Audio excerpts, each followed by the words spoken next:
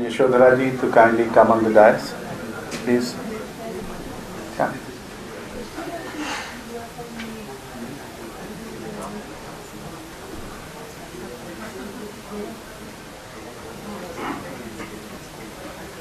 And namaskar on behalf of the India International Center, who is our collaborator. The Raza Foundation welcomes you this evening to another session of our series, Art Matters. There are many who think arts don't matter, and we have been insisting that they do. Today the theme is classical in our time. Unfortunately, LEELA Venkatraman is not able to make it because her husband has fallen ill or something, and therefore she is not able to make it. So we have nobody to speak exactly of the so-called classical arts in our time. But we have three very distinguished speakers. Now, we are using, of course, the word classical in a large sense. There are many ways of looking at the classical. Somehow, in spite of everything, whatever modernity, whatever version of modernity we might have adopted or followed or evolved, the classical persists as a presence. It's a presence in music, it's a presence in dance, it's a presence in theatre, and one of the most illustrious example of that classical persisting in theatre is RATAN himself, who is here. And it takes many forms. It is interrogated, it is subverted, it is questioned, it is explored, it is reinvented. There are many ways of treating the classical. There has been a lot of debate, intellectual and otherwise, on the term classical itself, which came to us actually from the West. We never made that. We had the other distinction between Desi and Margi. And there are notions of tradition involved, there are notions of modernity involved in the large discussion. Until the 19th century, we are not calling anything classical specifically, because everything shared everything else.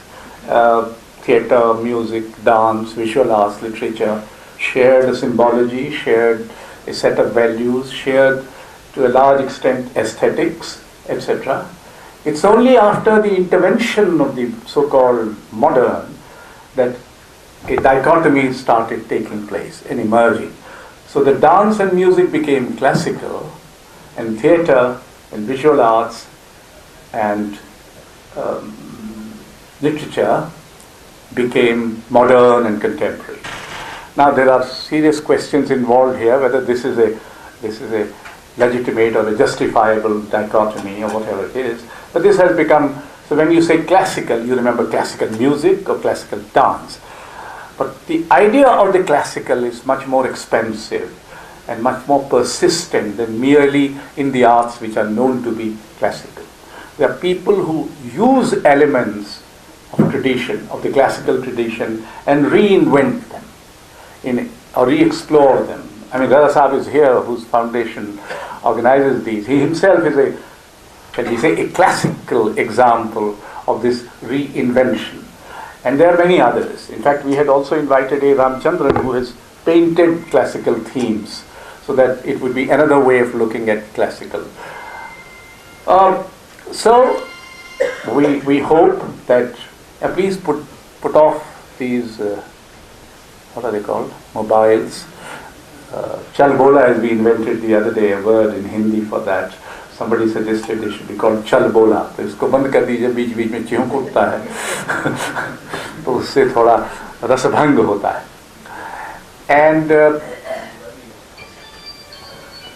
And therefore we have three of them. YASHODHARA DALMIA, who is one of our most eminent art historians and art critics, and she had written extensively on the modern movement, but has also delved deep into the tradition and elements of this. So we have her. We have RATAN THIYAM, who is one of our foremost theatre persons in the country, and who has, while living so far away in Manipur, has created a theatre which is both classical in a true sense and contemporary in an enduring sense. And then we have Purushottam Agrawal, who is a scholar who recently is famous or infamous for having discovered many new elements and perhaps a version of modernity in Kabir and his time, which we had possibly ignored so far. So we have these three persons, and the rules of the game simply are that they will each speak for about 10 minutes each. Then they start speaking to each other maybe, and when they have finished or exhausted, whichever is earlier, then it is open to you. But when it is open to you, we hope to finish by 8 o'clock. So that's the time limit.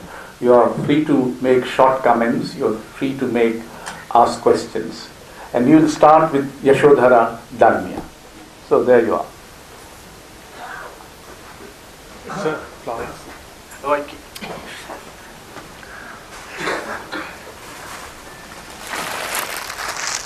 Yeah.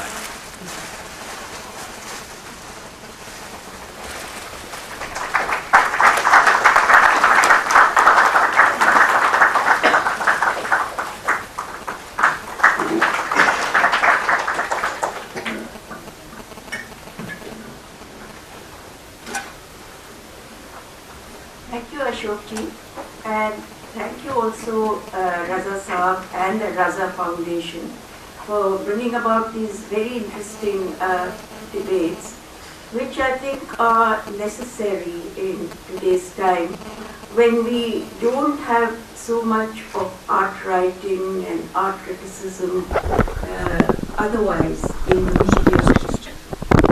So I actually agree with most things that Ashokji said, except that I feel that classical is in any case used. It was. I agree with his division.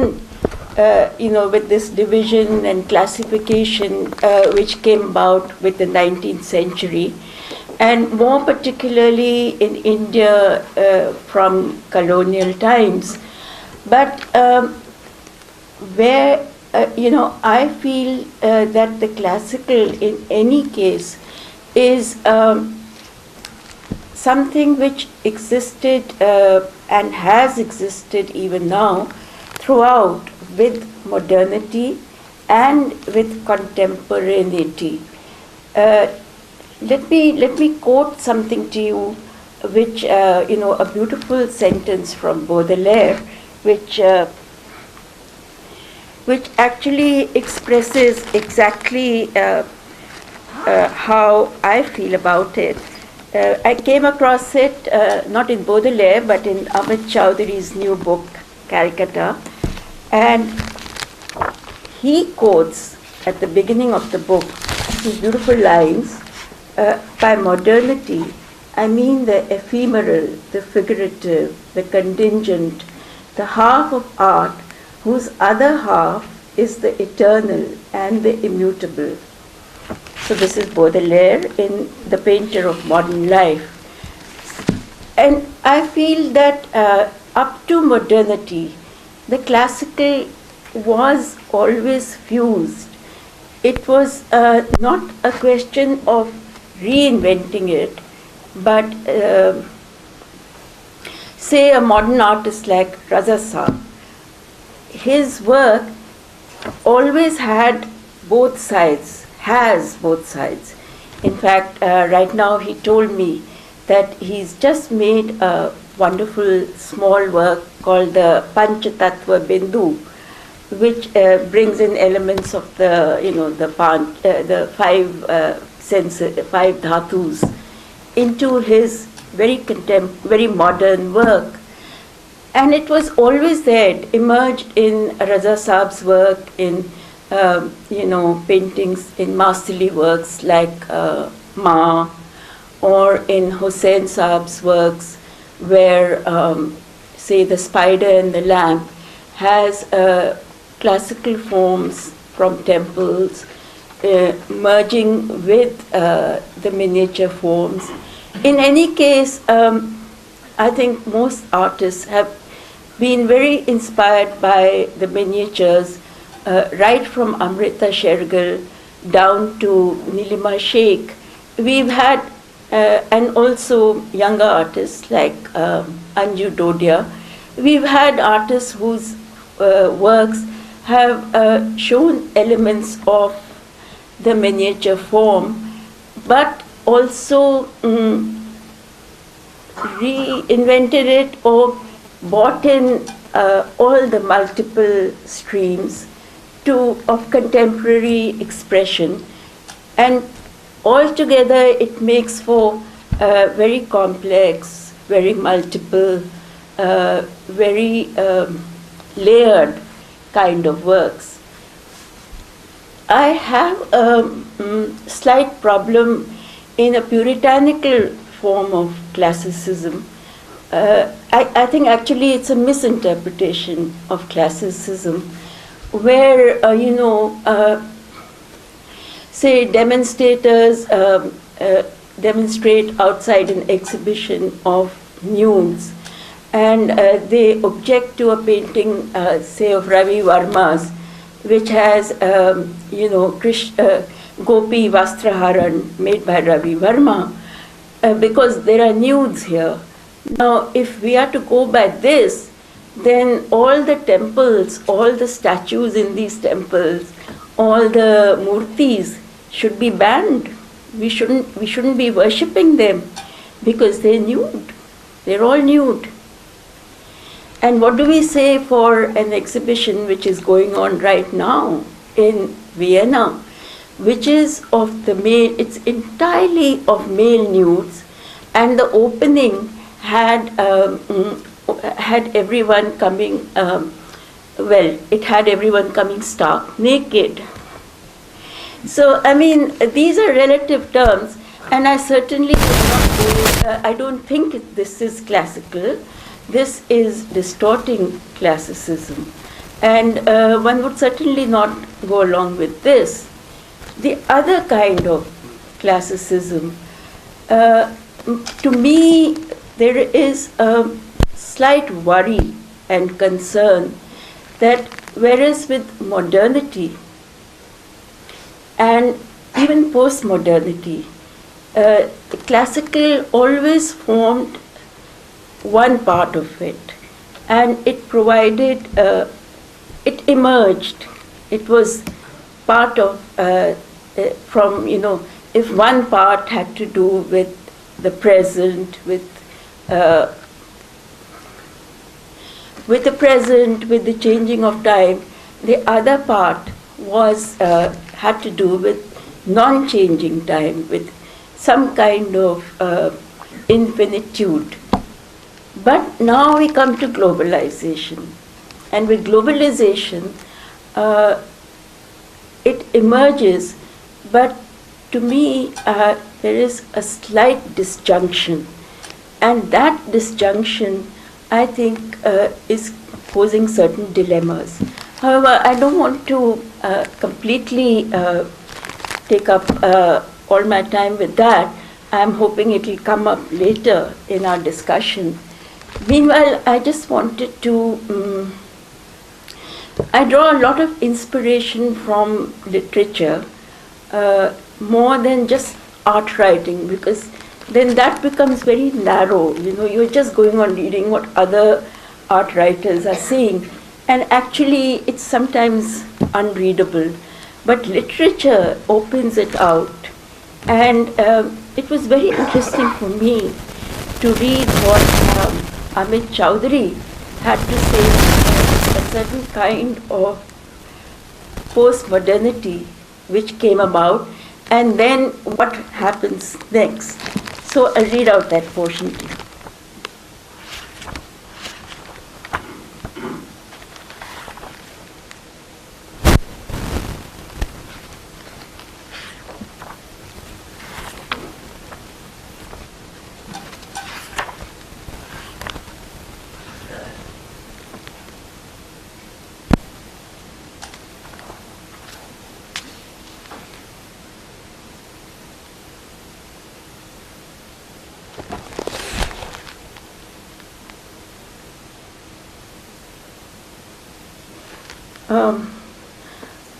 was it evidence of how, even in modernity, perhaps particularly in modernity, we have shared primal memories of the spaces we've inherited and which came to exist in the world in the last 200 years. When we speak of shared memories, we hint at some uninvestigated autochthonic past. But what of the world, the cities that arose in the 19th century? Are we the exiles and travelers of the last 2 centuries, or our ideas and visions? Let's skip this.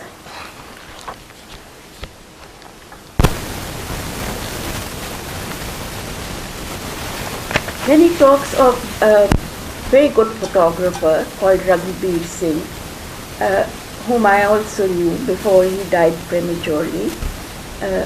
And he says that one can see the photographer Raghubir Singh working his way through this dilemma. Here was a man clearly formed by Henri Cartier-Bresson, and incidentally, Raza Saab often quotes Bresson and how in his initial years, his encounter with Bresson in Kashmir made, gave him a certain impetus to look at paintings structurally. However, here we're talking of Raghubir Singh.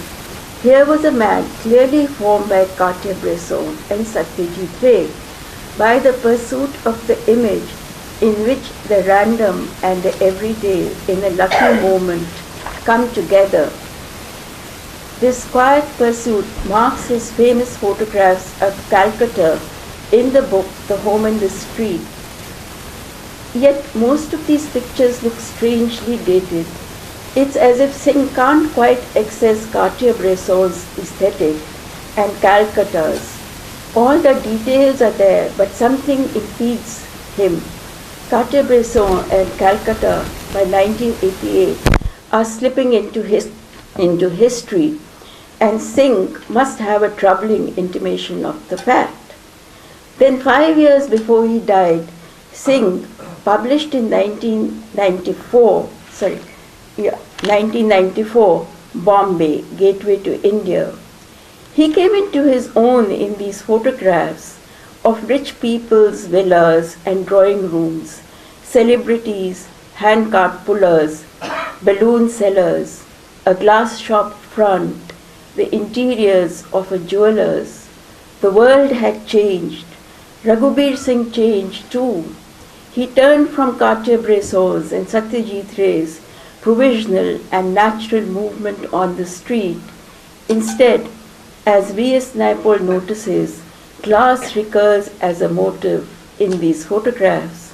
Shop windows, glass doorways, mirrors, chandeliers, where there was once organic light and shadows, there are now constant hints of refracted, ambivalent, polished surfaces.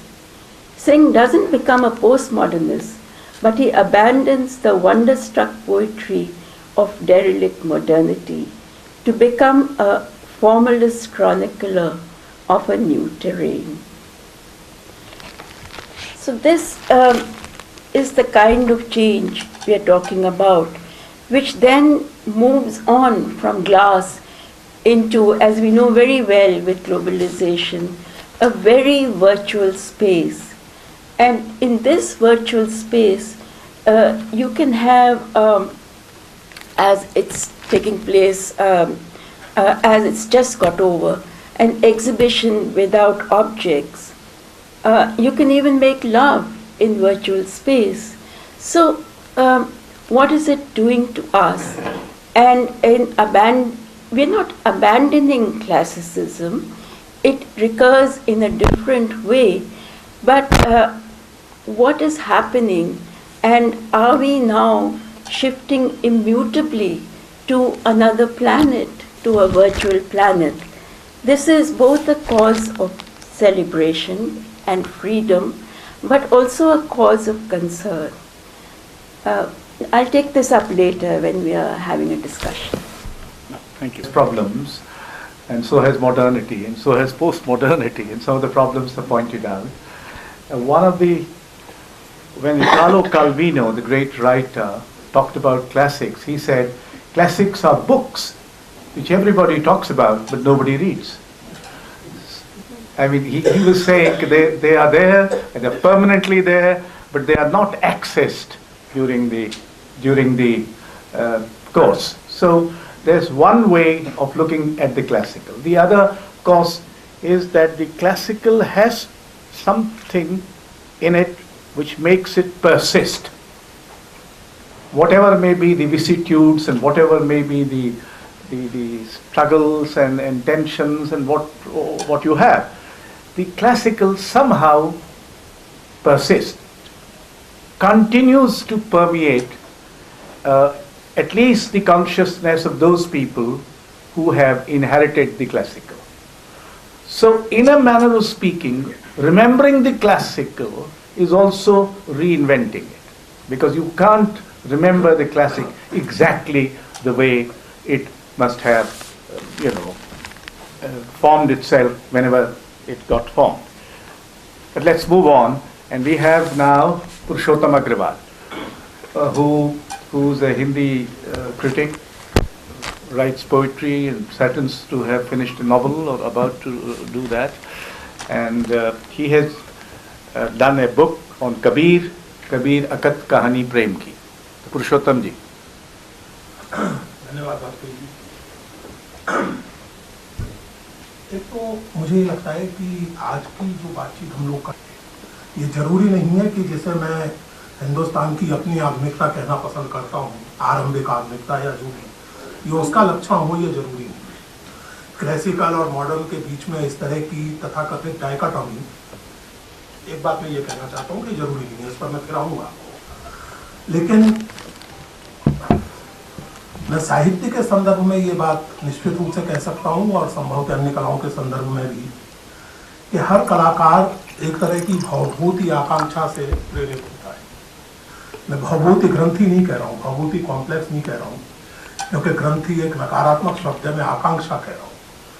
और भावभूति आकांक्षा से मेरा मतलब भावभूति के अपने शब्दों में, उत्पत्स्यते कोऽपि मम समान धर्मः कालो अयम निरवधि विपुला च पृथ्वी। आप मुझे कितना भी घटिया कवि माने, आप मुझे कितना भी घटिया लेखक माने, लेकिन मैं अगर लिख पा रहा हूँ और अपने लिखे को गंभीरता से ले पा रहा हूँ, तो कहीं ना कहीं मन में ये बोध है कि कभी ना कभी कोई ना कोई तो आएगा, क्योंकि काल निरवधि है, पृथ्वी विपुल है, कहीं ना कहीं कोई एप्रिशिएट करेगा। इसके बिना सार्थक रचना संभव नहीं। हालांकि रूपंकर कलाओं के प्रसंग में ये बात कही जाती है कि वहाँ कोई भी परफॉर्मेंस रिपीट नहीं होता। आप जब कोई राग गाते हैं एक बार, तो दोबारा उसी को नहीं गाते हैं या उसी तरह नहीं गाते हैं, या नाटक का कोई प्रदर्शन पिछले प्रदर्शन की पुनर्प्रस्तुति भर नहीं होता। ये सही है, लेकिन इसके बावजूद स्मृति तो होती है, रेजोनेंस तो होता है, पिछले परफॉर्मेंस का रेजोनेंस तो होता है।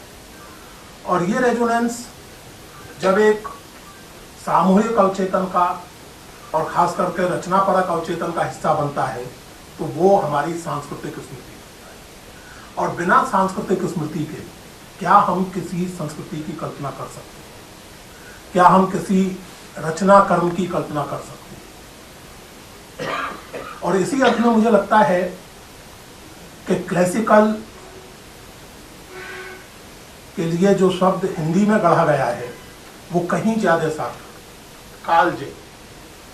और अगर कोई रचना या कोई परफॉर्मेंस मेरा समकालीन नहीं है, तो वो बाई डेफिनेशन कालजयी नहीं है।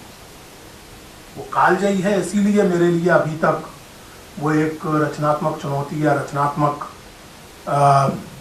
संप्रेषण या रस इसका निर्माण करता है। और जो बात मैं कह रहा था वाजपेयी जी शुरू में, कि हम जो बात कर रहे हैं एक डायकोटॉमी को प्रिज्यूम करके, देशीय मार्गी की चर्चा आपने की, भारतीय साहित्य शास्त्र में या चिंतन में भी देशी और मार्गी, लोक और शास्त्र ये डाइकोटोमस संबंध में नहीं है, ये डायलॉजिक संबंध है। तुलसीदास अपने समय की डेमोटिक स्पीच में लिखते, इसका अर्थ ये नहीं है कि वो संस्कृत नहीं जानते, वो उनका एक चुनाव था और वो बड़े सहज रूप से लिखने का प्रयत्न करते हैं और विनम्रता में यहाँ तक कहते हैं कि कवित विवेक एक नहीं मोरे, सत्य कहूँ लिखी कागज कोड़े। अगर इसको हम ठीक से पढ़ें तो असल में कहा ये जा रहा है कि जो इस कविता को एप्रिशिएट नहीं कर सकता, कवित विवेक उसमें नहीं है। कवि कह ही रहा है कि अगर आपके पल्ले रामचरितमानस नहीं पढ़ती, अगर आप रामचरितमानस को एक काव्य के रूप में आस्वादित नहीं कर सकते तो क्षमा कीजिए, आपको थोड़ी ट्रेनिंग की जरूरत है। और ये बात वो कवि कह रहा है जो प्रयत्न पूर्वक सचेत रूप से पंडितों की, शास्त्रियों की भाषा और मुहावरे को छोड़कर और ऐसे छंद रूप को अपनाते हुए लिखता है जो उसके पहले जायसी जैसे सूफी कवियों द्वारा साहित्यिक रचना में व्यवहृत हो चुका था, लोकप्रिय बनाया।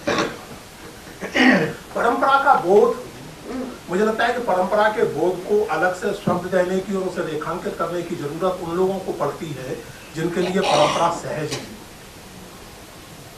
और इसी का एक रूप हम ये भी देखते हैं आजकल, बहुत ही मोटा उदाहरण है, जितने अंग्रेजी ना परिवार हैं आजकल मेरे परिचितों में कम से कम, उन सब में अपने नवजात बच्चों के नाम घोर से घोर संस्कृत में रखने का चलन।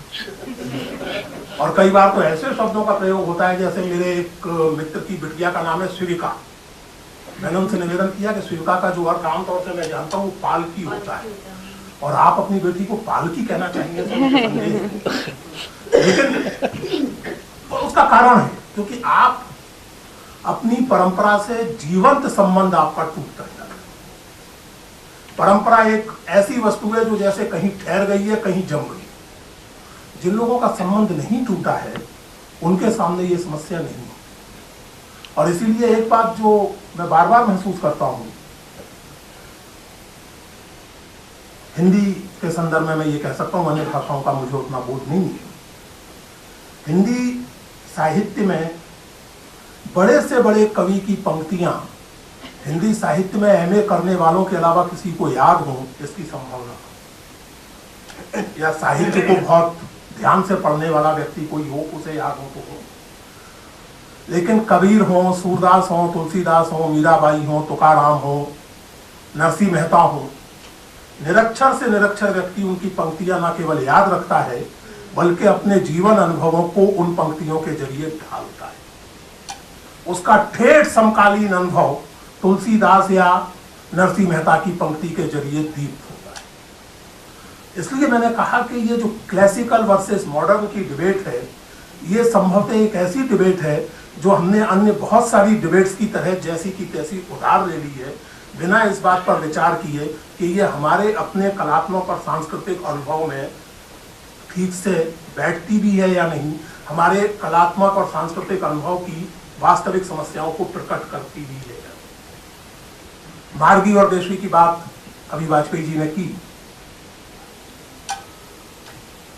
मार्गी यानी कुछ नियमों के अनुसार, कुछ परंपराओं का सचेत रूप से पालन करते हुए रचना करना।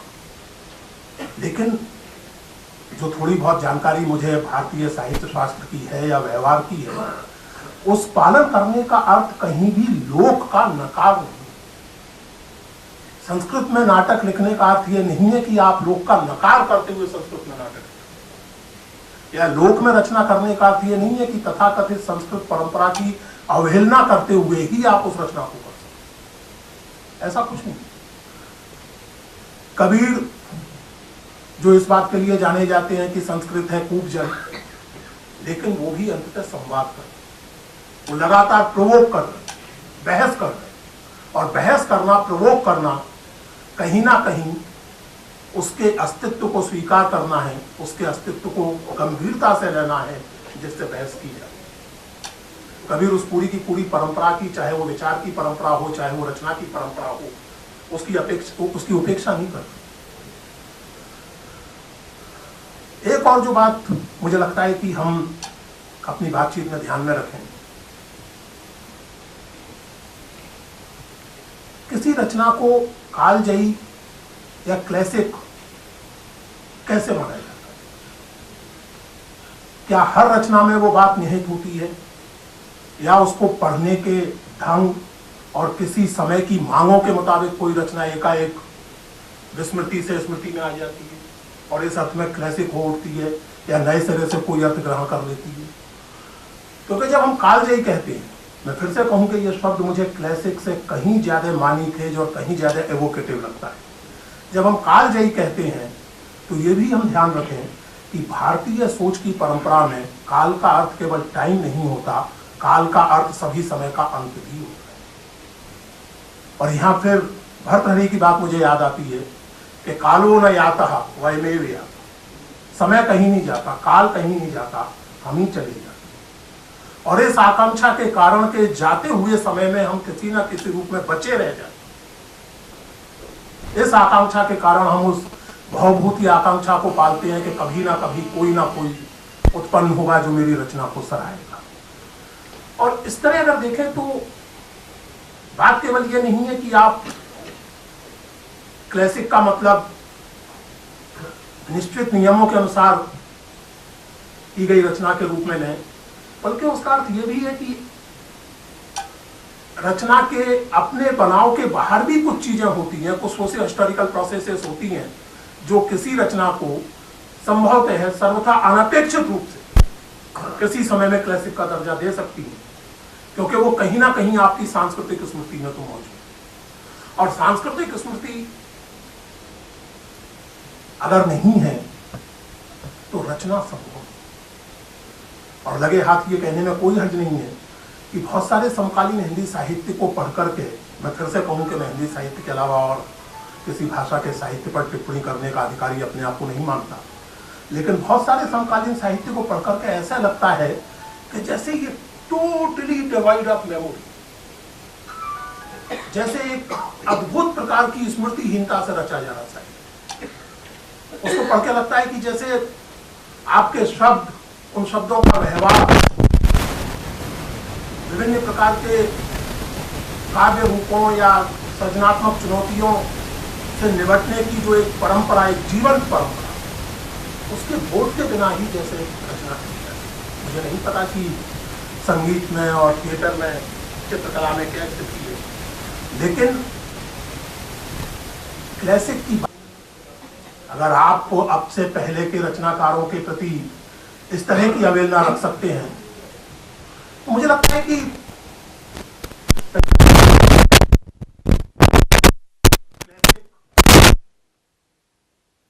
के प्रति एक, और ये समस्या पढ़े लिखे लोग, इस मुल्क की या तमाम सारे औपनिवेशिक समाजों की ये नियति है कि आप जितना अधिक पढ़ते जाते हैं उतना ही अधिक अपनी जड़ों से कटते जाते हैं। धीरे धीरे आपके सारे मुहावरे, आपकी सारी चिंताएं, आपकी बहसें, इस बहस समेत उधार की शब्दावली में, उधार की चिंतन पद्धति में होने लगे, जाने अनजाने। तो मुझे लगता है कि ये समस्या हम जैसे पढ़े लिखे लोगों की कहीं ज्यादा है कि हम सचेत रूप से क्लासिक्स में सुरक्षित, क्लासिक्स के जरिए सुरक्षित अपनी सामूहिक सांस्कृतिक स्मृति तक वापस जाएं। और वापस जाने का अर्थ अनुगमन करना नहीं, डायलॉजिक होने का अर्थ अनुगमन करना नहीं, संवाद परक होने का अर्थ है बहस करना, जिरह करना, और जरूरत हो तो बेहद तीखी जिरह करना। और इसलिए अगर इस अर्थ में हम इस क्लासिक की अपने समकाल में, अपने वर्तमान में उपस्थिति को देखें तो रचनाकारों के तौर पर भी और आस्वादकों के तौर पर भी, भावकों के तौर पर भी हम संभवतः अपने आप को और अधिक समृद्ध कर सकते।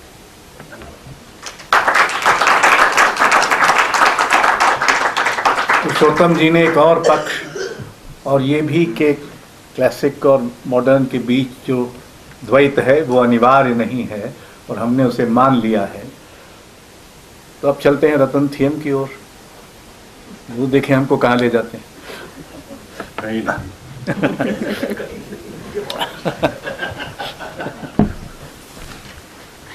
कहीं नहीं वही।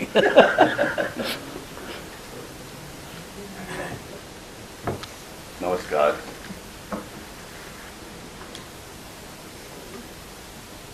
डॉक्टर अग्रवाल ने बहुत अच्छे बात कही, उसके बाद मैं क्या कहूँगा पता नहीं। Yes, it is timelessness. What we call classical is, and in addition to that, it is universal. The universal approach that we have with anything in the art may be called classical.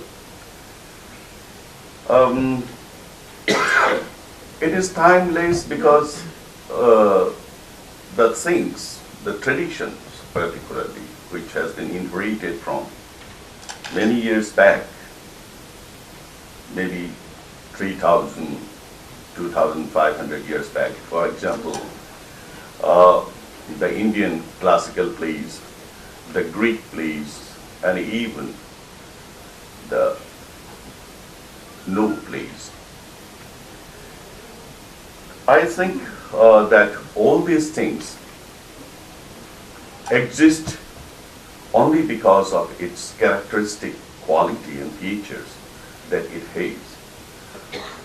We all know that the classical means that it has to carry a systematic treatment, to give a systematic treatment in whatever it is, and whatever, if it is in writing, if it is in the performance.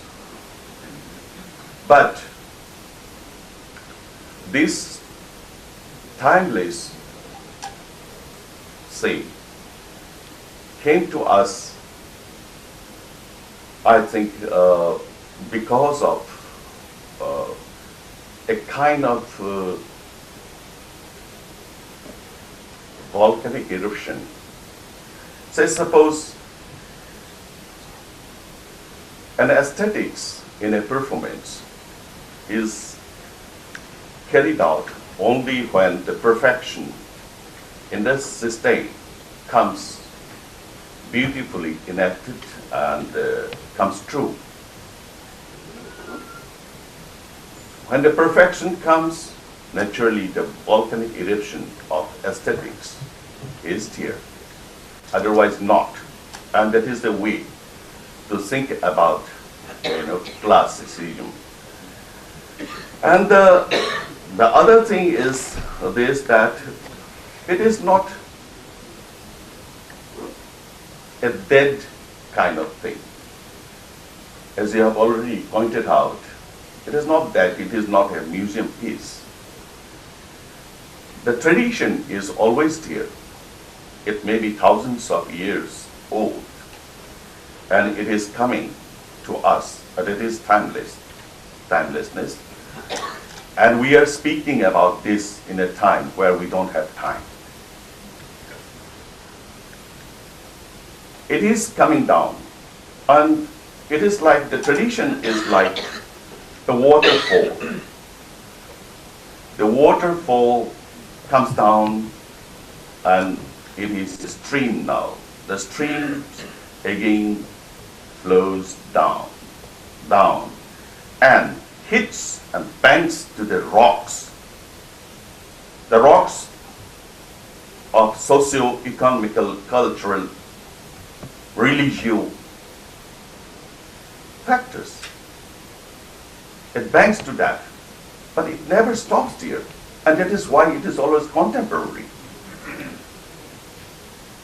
And it takes its own current. It takes a different shape, may not be the same one, but it takes a different shape and again flows down and again bangs to another thing, and that's how the history is created in the tradition. So it is not a museum piece. It's a big question mark whether we ourselves become a museum or the tradition has become a museum. It's the intellectualization of many things all the time. We think that we are modern man, we are very contemporary, we are this and that, but But if we look at and question at ourselves that are we really a cultured person, then you'll find the answer. The kind of performances which are taking place, and then anything which is happening in the field of art, the relationship between the viewer, the audience, and the art or the performance is like, the relationship between a monkey and a coconut. A monkey knows well that there is something really very good taste, inside this. But I don't have any tradition. I don't know how to break it. It's okay. So there is no relationship established in between these two things.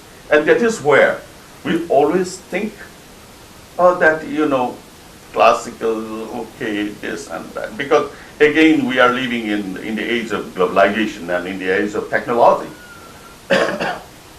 where everything is shortcut. You want to learn everything in shortcut, even go for the performance for shortcut, you do the performance with shortcuts, then where is that quality in the performance? Because, you see, the materialism and the consumerism that persists, it has already taken away many things from us. And we have to admit it, that it has already taken away some part of our conscience which were there. And that is why it has become tough and tougher day by day to understand what is really classical, what is really our tradition is about. See, it is about also the nurturing of a person in a society. I'm from Manipur, so I will give you an example from Manipur. A child in Manipur, a child is born, a son, when he becomes 5, and before that, his parents and with his grandfather will aim for one thing, that he should play the role of Krishna, he should dance as a Krishna at the age of 5 or 6. And he will be sent to learn the dance. And then in the Ras Purnima, the Ras LEELA is there. So the child is dancing over there. Again, if it is daughter, she will play Radha or Makok Chingvi, the leader, the lead dancer, and so on. So when he becomes about 15, 16 years old, 20 years old, he tries to, he comes, at least he understands, what is a Manipuri Raza. And not only that, in our times, if you will see to other countries also, we know that our culture is very different from other countries. But if you see just a scenario in MoMA, in Modern Museum of Art, you will see that there is a mother reading in the staircase in a Sunday morning, and the baby is in the perambulator sometime, and the baby is growing up, and that when he was growing up, she was reading over there, and the child is also growing up, and he started walking in the inside, and he enters inside the museum. And the mother goes, and he asks, "What is this painting? What is this, Mom?" Then she will say that this is Mathi's. Now what is this now? This is THIYAM, Tintoretto, Da Vinci, Van Gogh, this. That's how he grows up. That is another kind of tradition. And he comes to know about all these things without going to a painting school. And that is how an audience, or that is how the relationship between the audience and the performer is being established. In our country also, there are many ways. There are kathas sunate the, bahut sare narrators from Mahabharata, Ramayana, and all these gurus were from our tradition, and they were teaching. That was the teaching process of the audience. That's why they come to know, everybody come to know about our roots. And without knowing the root, it is very difficult to enact or to have a relationship with any type of art in that case. But now, entertainment is the only new goal of art. Entertainment. And that is the most dangerous part.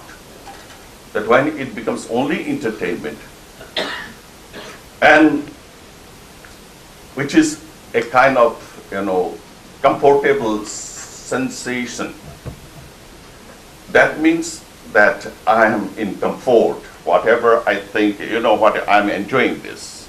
Without knowing anything, I can enjoy this. I can dance like this, I can think like this, and it is the freedom, it is the liberty of thinking. But when we look at a classical performance, and we go back to all these periods in the history, we'll see that many of these things, many of these happenings are really very, very difficult to understand. You see, Bhasa, the well-known playwright, the best playwright, I should say, in Sanskrit, classical Sanskrit age, he broke the tradition of Natya Shastra in playwriting. But he has broken the norms of playwriting in Natya Shastra because he knew what is Natya Shastra. And so he never wrote in his plays the Nandi part. You will always write that Nandyante Sutradhara Praveshati. You will always write that because he throws a very big challenge to the director, telling him that you create your own Nandi. Whatever you want to worship, you go on worshiping. You want to worship Ganesh, okay. You want to worship Vishnu, okay. You want to worship Shiva, okay. You go ahead with that. But while coming to the thematic content, you will see that Bhasa is one of the most powerful playwrights because he broke the tradition of Natya Shastra, knowingly Natya Shastra, and create his own tradition of Natya Shastra again. That is where he stands. In 8 lines, he will narrate and describe the entire Mahabharata. Nobody has done this. Even the most contemporary, so-called modern playwright could not do it.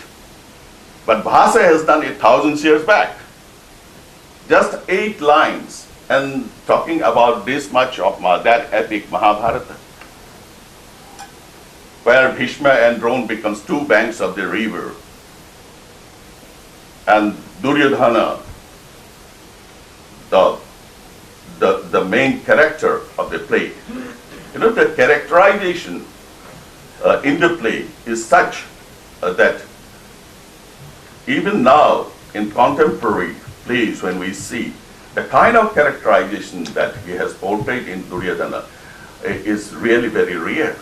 It's a very, very beautiful kind of thing. So,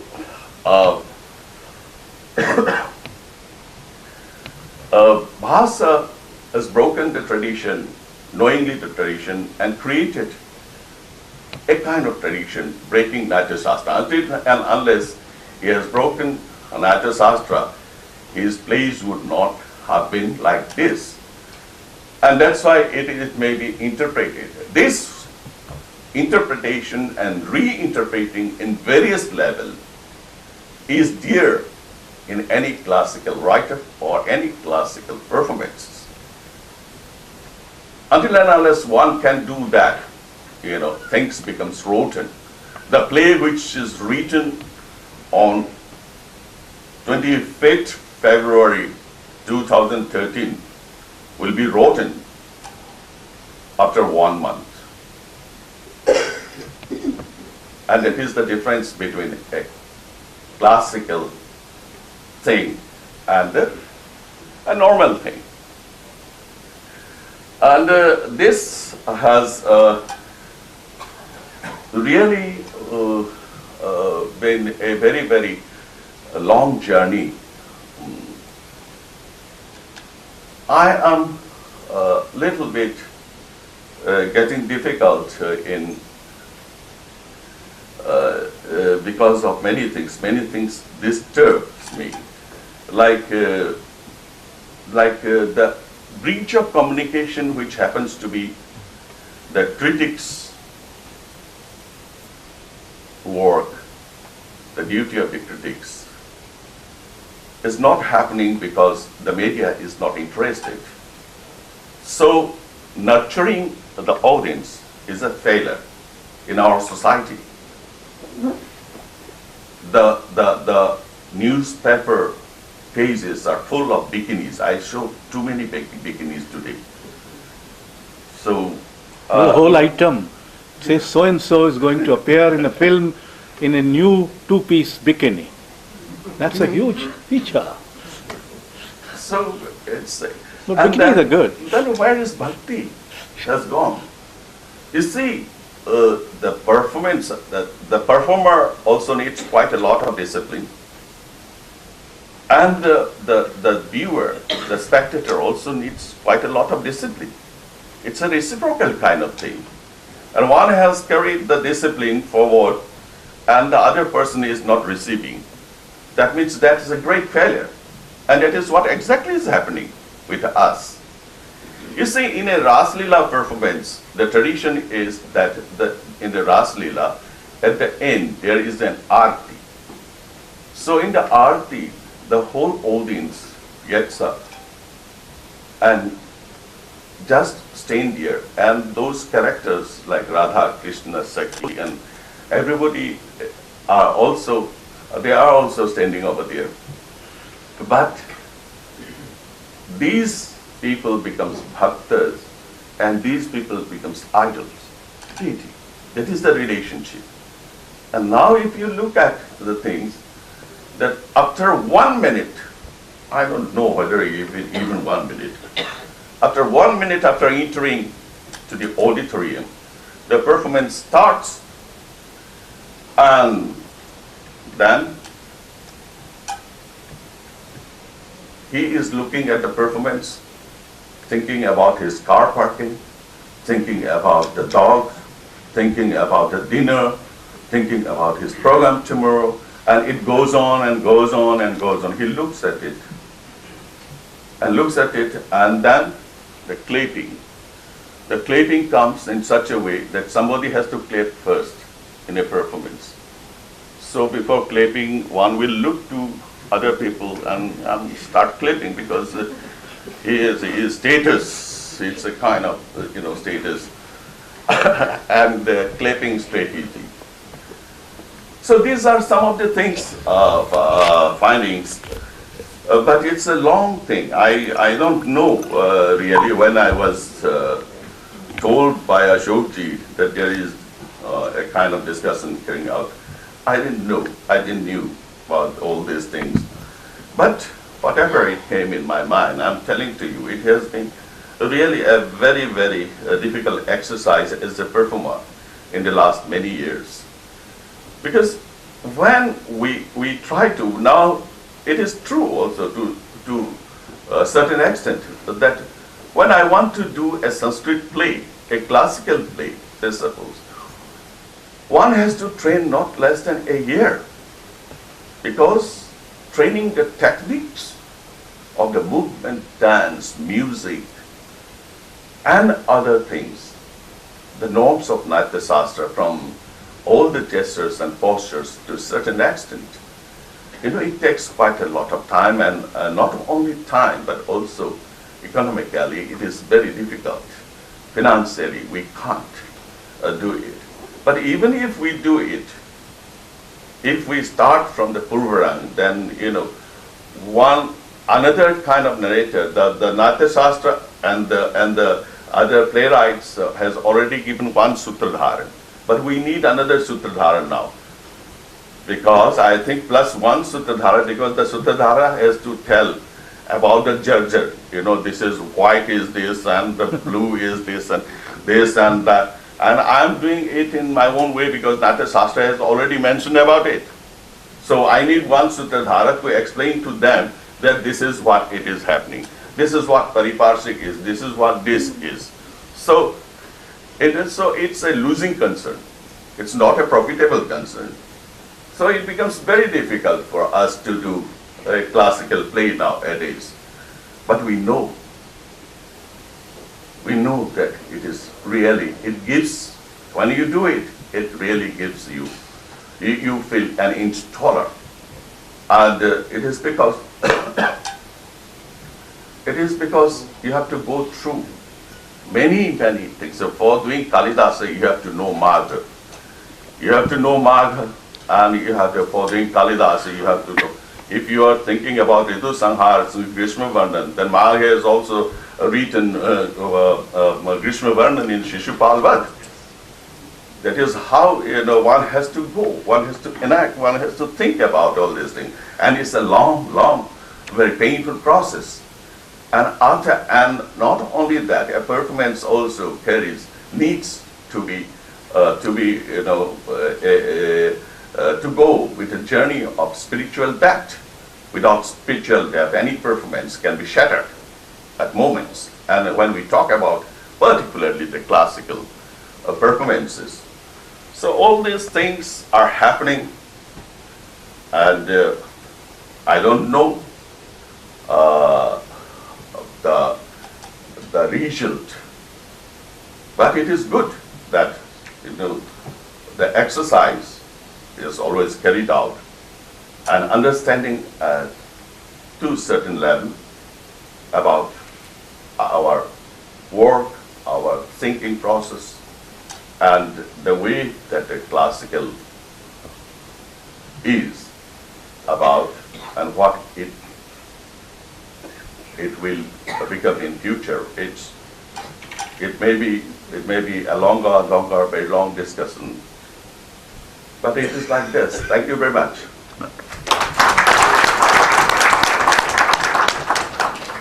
By making it in some way part of the times, perhaps through material, and yet retaining all the wonderful things you've done with the classical forms. You see, we all know that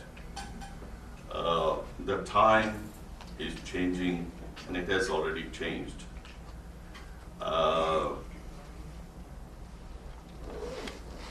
It is only, it is not a complaint, rather.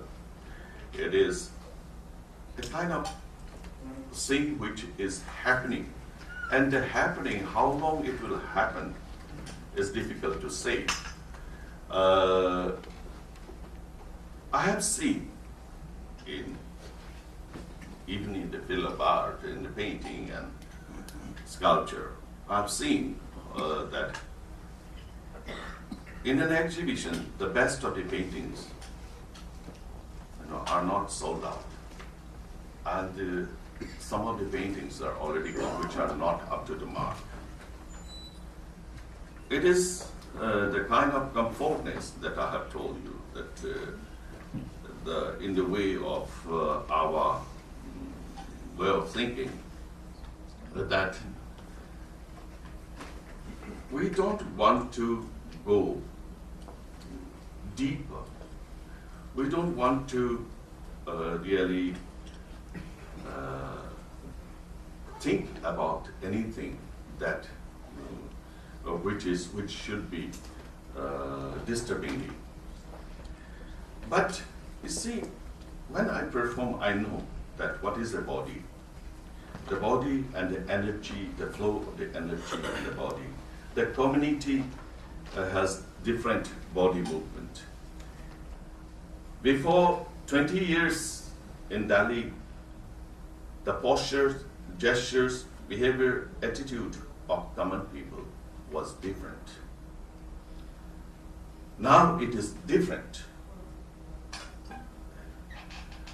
And to join it with the performance is also maybe very contemporary.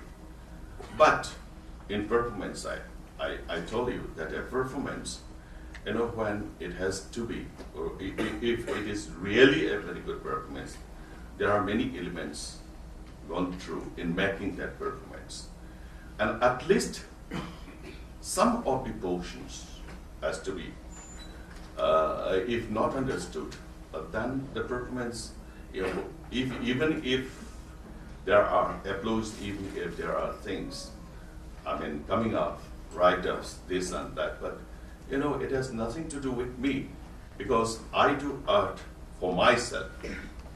First, I don't need an audience. It is done for me. Art is for me. I want to satisfy myself. When I'm satisfied, then only I will share it with my audience. It is like Sherberi's veil. I want to eat it first and test it and then share it. That I am trying to do in art. But he is not ready to take it. And so there is a dilemma, there is a very difficult thing. Until and unless I make it a sellable product for the consumerism, for the consumer society, very quick, everything very quick, and everything is satisfied, blah, blah. Because art is no more now. Art is no more with only aesthetics. Art is always in this consumerist society, materialistic society. It is art, aesthetics, plus miracle. Show a miracle to me. Come on. Kuch magic karke humne dikha do. So, but what I am doing is not a magic. But that is where it is. Yeah, not just to the panel, but loud thinking or concern with all the friends here. Ratanji, you mentioned something very interesting, that for the traditional audience, the act of watching a performance of, let us say, Ras Leela, is also an act of bhakti, and it is underlined by the particular ritual of taking the arti out after the performance. Now, bhakti etymologically means participation. So that means participation, etymologically speaking. But I was wondering that, can there be ways of making people at large realize that what actually they are losing by losing this kind of participation in the tradition? Particularly given the fact that we have very distorted notion of tradition current. Sometimes it so happens that tradition is reduced to movement or moment of individuals or collectivities. For example, in Hindi literature, the common expressions are Premchand ki parampara, Prasad ki parampara, Mahadevi ki parampara. As if it's not tradition, it's a kind of vyapari firm, commercial firm. Premchand and sons, Prasad and brothers, Mahadevi and daughters, something like that. So this whole idea of very fragmented notion of tradition, which I believe is a natural corollary of diminishing level of participation in the tradition as such, whether at the level of a performance or whether in the everyday life as performance. I was wondering, can there be some ways of just, it's not a question of popularizing the classical art. It's not a question of popularizing the serious art or serious literature. It's a question of making people realize that what they are losing by losing this participative sense of tradition and the participative sense in the classics? Can there be some ways? You are the best person to respond to this. If you have finished, we throw it open. I'm reminded of two episodes. One of them is Mallikarjun Mansoor, who when was asked a question in Bhopal, पंडित जी आप गा रहे हो और सामने ठीक वक्त पे दाद देने वाला बैठा हो, तो इससे आपके गाने में कोई फर्क पड़ता है? अरे बोले नहीं। तो सब लोग थोड़े औचक हुए। उन्होंने कहा कि आजकल तो ये मेरा झंडा अशोक वाजपेयी वगैरह ने ऊंचा उठा दिया है, तो लोग आने लगे। पहले तो मेरा नाम अनाउंस होता था हाल खाली। मैंने खेड़े देहात में खाली हाल में गाया है। मेरा काम है गाना, उसका काम है सुनना। सुने तो ठीक, नहीं सुने तो हमें क्या फर्क पड़ता है? That is also an attitude. Yes. That, as you said, that art first I must. मैंने अपना बेर चखा। अब कोई शबरी नहीं है तो ठीक है, आप रखे रहेंगे अपने पास ही, फिर जब मौका मिलेगा फिर खा लेंगे। The other example is from Prague, where I went under the there was the Soviet. Prague had 25 theatre houses. उनमें से, this is 1974, 24 में क्लासिकल प्लेस चल रहे थे। Antigone, Oedipus, Richard third, whatever. I was quite intrigued by that. तो मैंने जो हमारी इंटरप्रेटर थी उनसे पूछा कि ये क्या बात हुई, क्या चेक नए नाटक नहीं लिखे जा रहे चेक में? उनका नहीं, वो तो लिखे जाते हैं लेकिन सेंसरशिप है ना। तो मैंने कहा तो फिर? तो बोले हम इन नाटकों का इस्तेमाल सेंसर को पराजित करने में करते हैं। मैं क्या मतलब? कहने आप, मैं जब एक नाटक दिखाने ले वो गई, मुझे एक नाटक मेरी तो समझ में आया नहीं वो भाषा, तो उसने कहा जो ऑडियंस है वो ये समझ रही है कि ये जो वक्तव्य है हैमलेट का, ये जो वक्तव्य है एंटिगनी का, ये दरअसल उस जमाने का वक्तव्य नहीं है, आज की स्थिति पर, और इस पर कोई एतराज सेंसर कर नहीं सकता क्योंकि ये तो क्लासिकल प्ले है। तो एक इस्तेमाल क्लासिक का एक समाज अपने प्रोटेस्ट के लिए भी कर सकता है। ये इसका बहुत ही अद्भुत, और कम से कम मेरी जीवन में पहला अनुभव था। But let's us now open it to comments and questions by the audience. वो है मैं पुरुषोत्तम जी माफ़ी चाहता हूँ, क्षमा चाहता हूँ। मैं भी उन लोगों में से हूँ जिन शिक्षित लोगों की आपने बात की जो अपने रूट्स, अपनी जड़ों से दूर हो जाते हैं। मेरा थोड़ा सा एक्सक्यूज़ ये है कि मैं इंग्लैंड में रहता हूँ पिछले 18 सालों से, और तो अगर मैं अंग्रेजी में बीच में बोलने लगूँ तो क्षमा कीजिएगा। मुझे कोई ऐसा नहीं, मैं थोड़ी देर पहले अंग्रेजी में ही बोल रहा हूँ।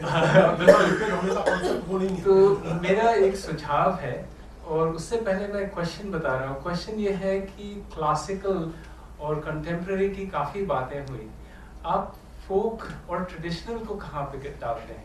वहाँ पे भी वो सारी चीज़ें हैं जो आपने कही थी, things like timelessness, things like perfection, बहुत अच्छी आप लोगों ने बातें कही थी। ये तो मेरा क्वेश्चन है आपके लिए। लेकिन एक सुझाव मैं बोलूं पुरुषोत्तम जी का, मैं थोड़ा आपको एग्जांपल दे सकता हूँ इंग्लैंड का। मैं क्या जल्दी से क्वेश्चन पूछूं? मैं 2 मिनट ले सकता हूँ?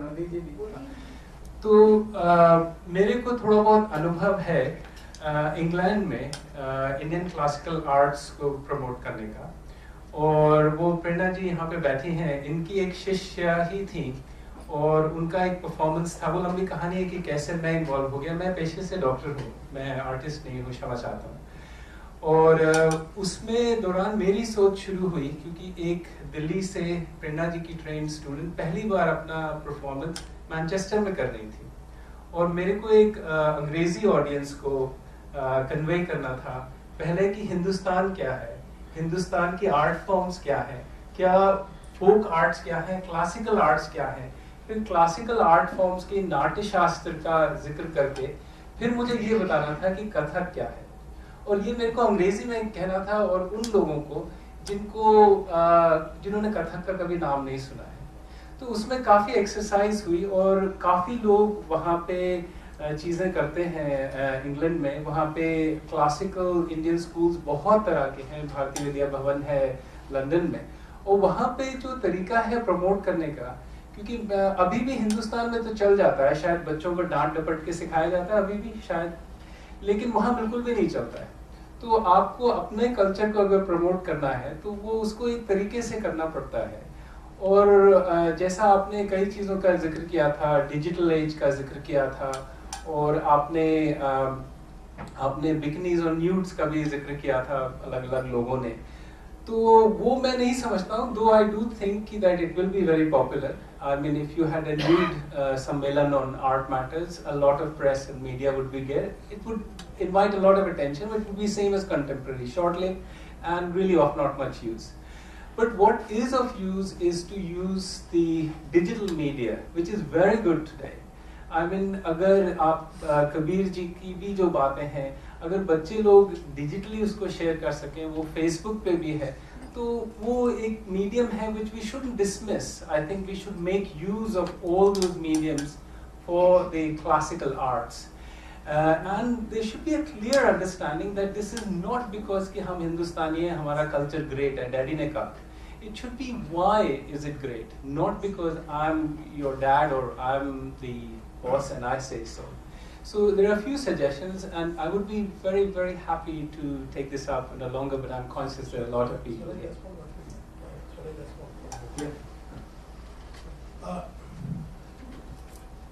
See, there is no question of dismissing any contemporary technology or even contemporary ideas. There is no question. And in my notion of my tradition, there is no question of anything becoming great just because my father or my dad told me. It's a constantly self-interrogating tradition. And therefore, the very idea of greatness is quite a loaded and complex idea in this tradition. And with some element of satisfaction, I can say that in my everyday work and in my writing, I live out that idea of tradition. So there is no question of dismissing anything. I mean, I don't mind using Facebook or any kind of digital technology or whatever, and even English language. The point I am trying to make, or I was trying to make, is this, that how you look at the presence of the so-called classical in your contemporary life. And if you look at that, then you have to first distinguish between ways of looking at the problem. And there are two ways. One, to my mind, is basically colonial or derivated from colonial, and the other is rather rooted and authentic. That's the only point I was trying. Yes, there was somebody here. Hey, just a minute, please. Yeah, I can just, No, I you think take the mic. Please, also. Can you hear me? It is okay, clear, no? This is right? Yeah, I can hear you. Okay, the real thing is I would like to support to what he was saying to some extent, and in fact to a great extent. A good teacher is one who can really get the attention of his children and also keep it, sort of captivate them. And somehow, just now the social media is such a thing that it has captivated all the younger people and also is captivating the seniors also. So and that is one way, and like they say learning language, like how they teach foreign languages and mind your language and all. They know how to present it in a way that you can pick it up very fast. The same way our culture actually is extremely deep and is so meaningful. If we could do it through the social media also, I mean it is a challenge, but it is, I think, I'm sure so many people are very, very capable of that. And we could take that up. I think it would be a wonderful thing, because then that you can get the whole world for that. Yes. Thank you. Anybody else? Yes, yes.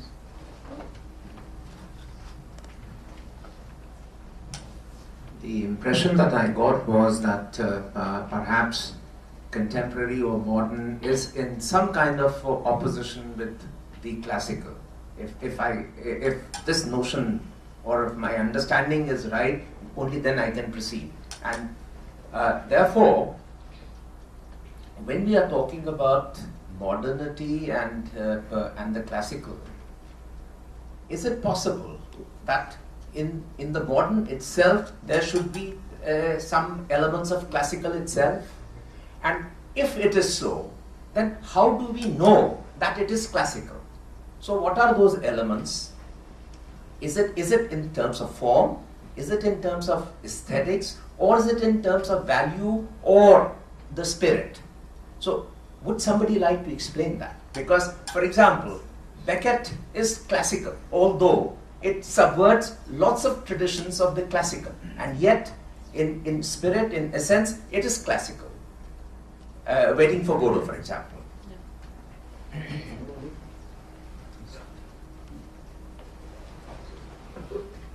You're very right.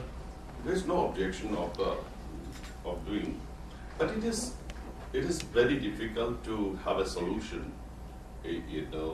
to really define what classical art is, what contemporary is. I was trying to talk about the tradition itself as a contemporary element for our society, and that is there also. You see, in tradition, what happens is, say, classical Indian tradition, which was broken at a time because it has go to the audiences, larger audiences. So gradually, the pundits, the scholars, who happens to know about Sanskrit and Sanskrit literature, they were the only people who used to witness those plays. And that's why gradually it was deteriorating. And after which it was like a broken mirror. It was already broken. But the pieces of those broken mirror, glasses, you see, the reflection on that was there. And that's how our folk theater again started, with Sutradhara, with this, with that. And all this you can see in our folk theater also. These are the broken images of those things. And then suddenly, out of this folk theater, the contemporary modern theater directors, they started exploiting that, taking the elements, taking the essence, taking the fragments of those things. And that became contemporary. And so, what I would like to say is that there are many ways in this world. I think if there is a temple called Guruvayur in Kerala, if you want to enter to Guruvayur, then you have to be bare-bodied, you have to take the snan, you have to do everything, all the rituals, and that is a temple. There is another temple of ISKCON here, everywhere in this world. You don't need to do all these things. But Radha Krishna came to know only because of ISKCON in this world. That is another aspect. So, you see, whether you go for this and that is up to you. But our problem is nothing but, creating audiences. Our problem, my problem is also that, creating audiences. If the media is taking up a pace of all those beginnings, if another page is full of, all these intellectual and good exercises, I don't say that, these are good or bad, but also if they have some idea of nurturing our culture, then it will prove very good. And as you have already pointed out that it may go for digital, this and that. It is a very good exercise for every one of us. But who will do that? Everybody is knowing now. Everybody knows that there is a problem. And this problem is there for the last 10, 20 years. And day by day, it is increasing. And we would like to, as a performer, I would like to show, I would like to really share my experience with the audiences in a very different way. One Well, when I performed, I was performing in US, and when I was performing, there was really 6 months ahead. There was an advanced tour I have made, and then published many type of books, so that even the children coming over there could understand about India, the Indian culture, and Manipur, and about Ageti, and so on. And that was very fruitful, because that was asked in their classes, in classroom. We were specially doing some performances for the children, and that was in their exam. And that's how they started learning about India.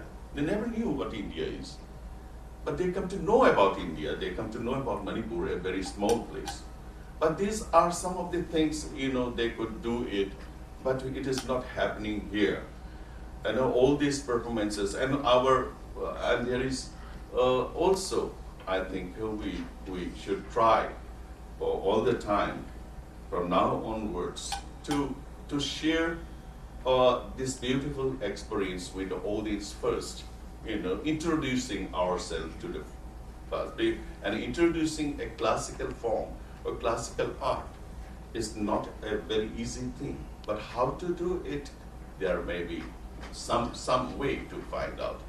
And really, I share this experience with you, and it's really great. And you also, because the kind of thing that we all think the same, but we don't speak out, and we can't do it, maybe, most probably, and we can't share it. But sharing and giving and sharing this kind of platform is really marvelous. Yeah, Thank you. Just a very brief comment. Taking Guruvayur and ISKCON as metaphors of doing things. Why this or that? Why not this and that? Why not Guruvayur and ISKCON both in their own way, according to your own choice? I mean, personally, I am neither inclined for Guruvayur nor ISKCON. But there could be people who are inclined to both. That is one. The other point about this modernity having its own classics, yes, of course. And they become classic precisely because they transcend their own time, their own locale of production, be it a great play or a great performance or anything.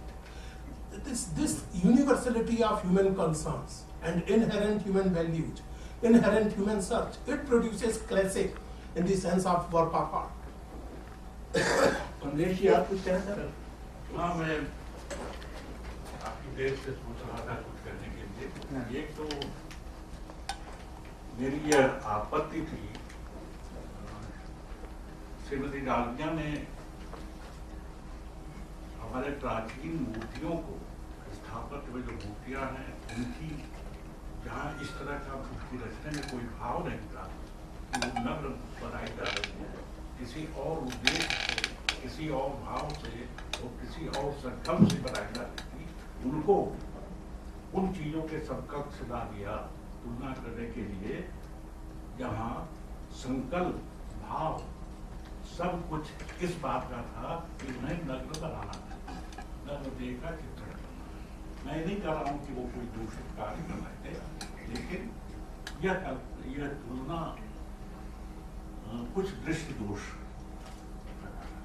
दूसरी बात, हिंदी में तो classical के लिए बहुत दिनों से कालजयी शब्द प्रचलित है, अर्थात जिसे रतन जी ने यूनिवर्सल का, अर्थात जो देश और कालातीत चीजें हो गई हैं, अर्थात हजारों वर्ष की चली आ रही है।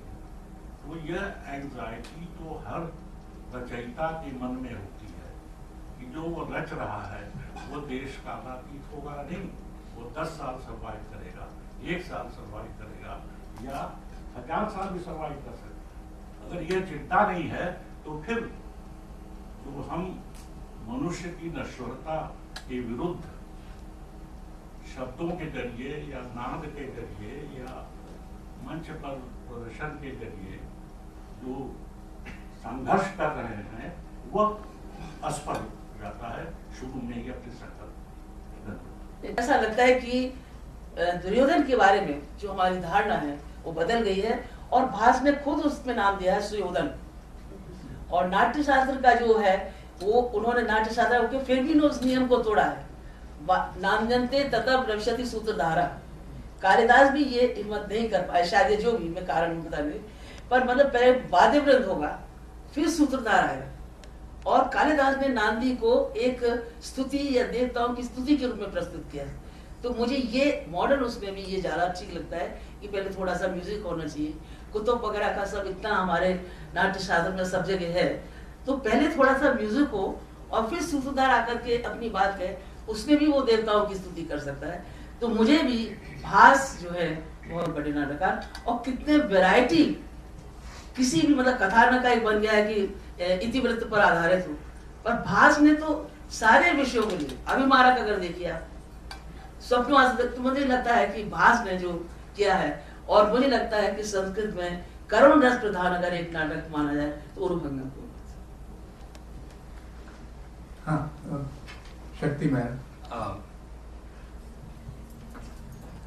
I think this is a sort of a follow-up question to what was asked by the gentleman there. But what I'm curious about is that there is a certain sort of reverence that we seem to feel for the classical. That there's something about it that makes it profound, meaningful. That's a long question, but anyway. We have about 5 minutes, if you can. As I pointed out right at the beginning of my presentation, every performer and every writer nurtures the ambition of becoming classic, transcending the time and space. Now, what are the qualities and how they are cultivated, how they are to be cultivated? I think there cannot be, frankly speaking to my mind, there cannot be a neat and clean description of that. There can only be a vague perception, which is expressed in terms like universality of concerns, universality of values, or exploring a given theme or a given character from an unexpected direction, like in case of Urubhangam by Bhas. But personally, I don't think, I dare not lay down a kind of itinerary of creating a classic. It will be very difficult for me personally speaking. Can I speak again, please? Yes. I'm Kumud Lohan, I write on Indian culture. I just thought just now, because I'm interested in photography also. What I'm saying is कि हमारे जो 9 रस हैं, कि any of these 9 रस जो हम लोग उसको evoke कर पाएं, जैसा आप अच्छी फोटो देख के उसको आप या तो करुण रस आ जाए या आपको एकदम से laughter evoke कर दे, तो these are the qualities if we can evoke in our whatever we are trying to express. That is in a way expressing our sort of evoking our classical interest. That is one way of looking at it, but there are serious philosophical objection raised to the Rasa theory becoming the only theory which seemed to define the Indian tradition, which is not true. There have been other aesthetic viewpoints which have been Dhwani and others. And Professor Daya Krishna has recently raised in a very path-breaking article some serious objections to the Rasa theory either being given the centrality that it has deserved somehow, or being accepted as the only theory which seem to have survived. Even in terms of classicism, there are any number of other theories which have equally survived. So this notion that you can define a classic in terms only of rasas, rather than, let's say, in terms of dhwani, or not in terms of whatever else. Is, for that matter. It's you see, in Japanese, suppose, in Japanese, the aesthetics are different. The way that they look at it, because it comes from Zen Buddhism. Yes. And then in the catharsis, it is different. Yes. You see, there are many ways of looking at it.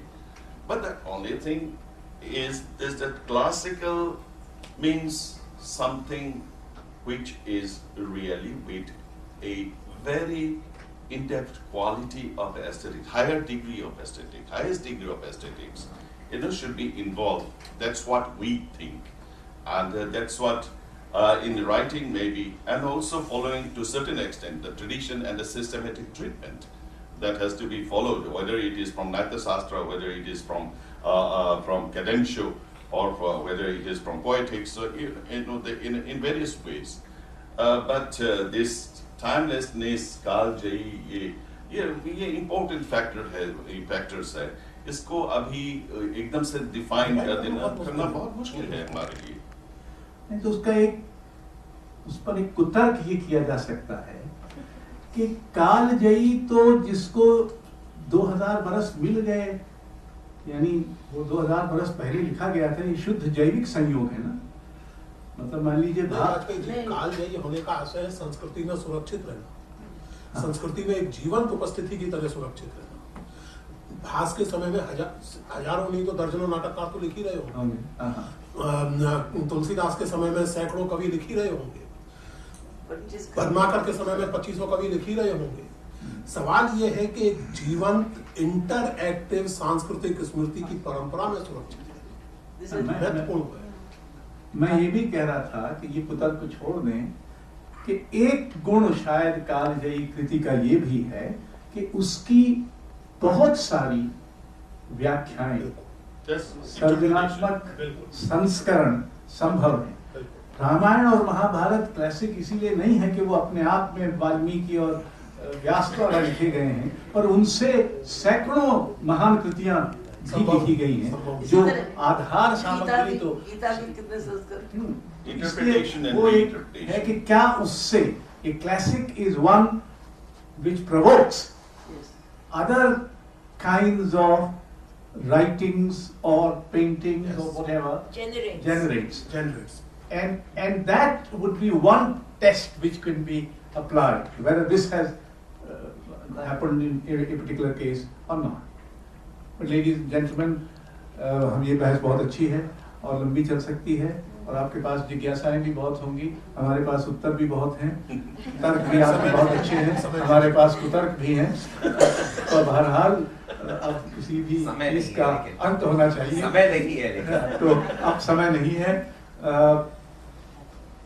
आप सब आए, आपके लिए आप सबके प्रति बहुत बहुत आभार. इन तीनों वक्ताओं के लिए भी.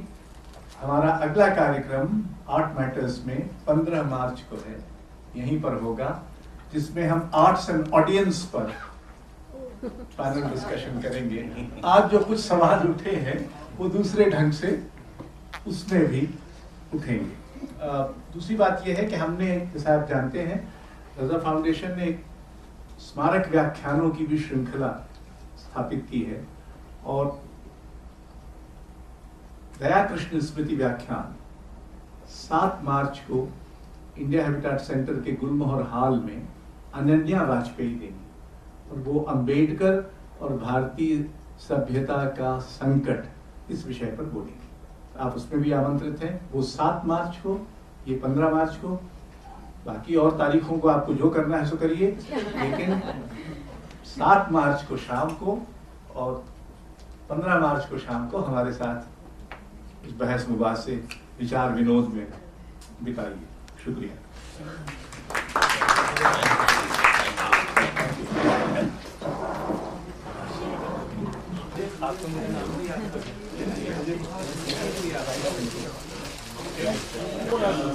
I don't think ever happened. Yeah. Even during the freedom.